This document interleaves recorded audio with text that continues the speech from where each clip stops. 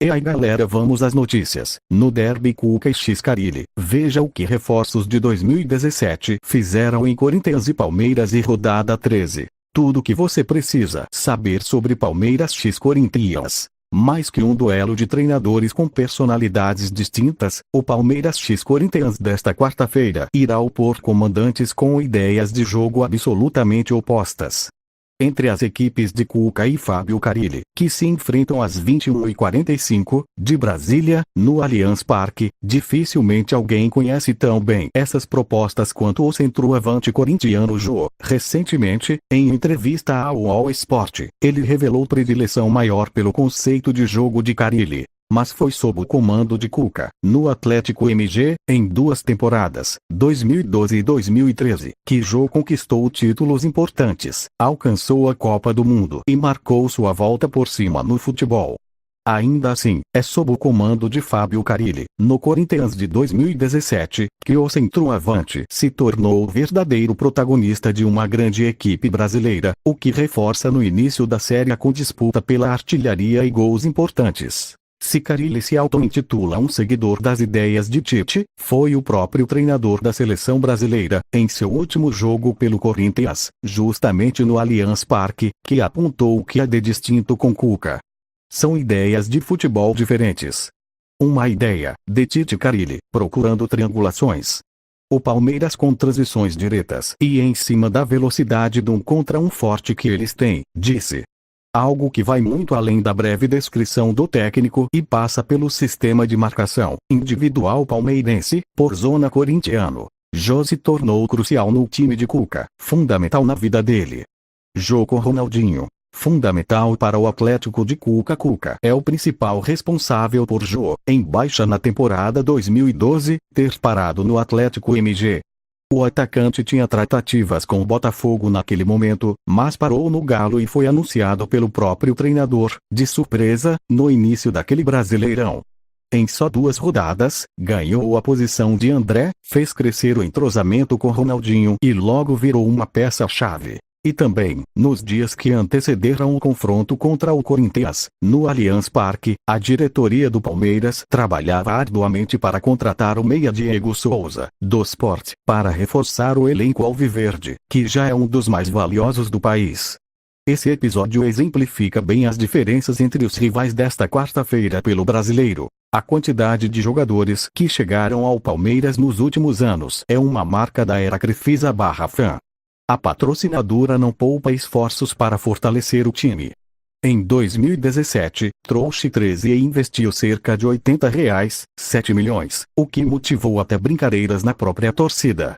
Muitos alviverdes debochavam dos rivais ao verem nomes como Borja, Guerra, Felipe Melo, Michel Bastos serem anunciados.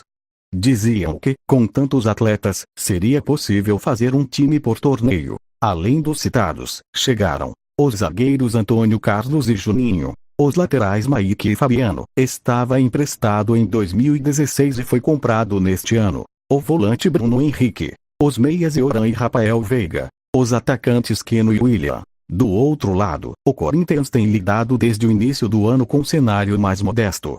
Com problemas financeiros, a diretoria investiu cerca de R$11,5 milhões em contratações em 2017. Vieram 8 jogadores até agora, dos quais 5 não tiveram qualquer custo de transferência. Chegaram o zagueiro Pablo, os volantes Gabriel, Paulo Roberto e Felipe Bastos, o meia Jadson e Clayson, e os atacantes Jô e Casim. A situação causou preocupação em muitos alvinegros.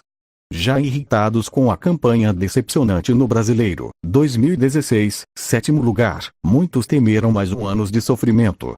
Mesmo a presença de jogadores como Jô e Jadson não animaram tanto. 5 meses depois do início da temporada, o time corintiano já levantou uma taça paulista, lidera o Campeonato Brasileiro com uma campanha recorde, 32 pontos em 12 jogos, e tem mostrado muita consistência nos jogos.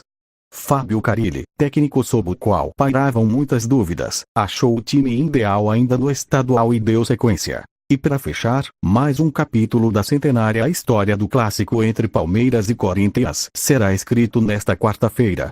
Separados por 13 pontos na classificação do Campeonato Brasileiro, os rivais defendem longas invencibilidades. Vindo de vitória sobre a Ponte Preta, o líder Timão está imbatível há 26 partidas e ainda não perdeu clássicos nesta temporada. Já o Verdão, quinto colocado, tenta se recuperar do tropeço para o Cruzeiro e aposta na força de sua arena, onde não é derrotado desde 27 de julho do ano passado. O derby acontece às 21h45, de Brasília, e será válido pela 13ª rodada da competição. A preparação do Palmeiras para o derby foi ditada pelo já tradicional mistério de Cuca. Na última terça-feira, quase uma hora de treino fechado e nenhuma pista da escalação, os jornalistas puderam acompanhar apenas o rachão dos atletas e da comissão técnica. É certo, porém, que o Verdão terá os reforços de Guerra, Borja e Felipe Melo, mas apenas o venezuelano deve ser titular. Na defesa, Luan vem se destacando e será mantido ao lado de Mina. As laterais seguem como um dos principais problemas. Maíque e Tietchan são as opções pela direita, e Juninho e Egídio pela esquerda. Corinthians, técnico Fábio Carille. Não importa o que aconteça, o Timão seguirá líder do Campeonato Brasileiro, já que inicia a rodada com 9 pontos de vantagem para o Flamengo, segundo colocado. No entanto, a equipe sabe a importância do derby e irá a campo com sua escalação considerada ideal. Após cumprir suspensão, o lateral direito Fagner volta a ser titular, ocupando o lugar de Léo Príncipe.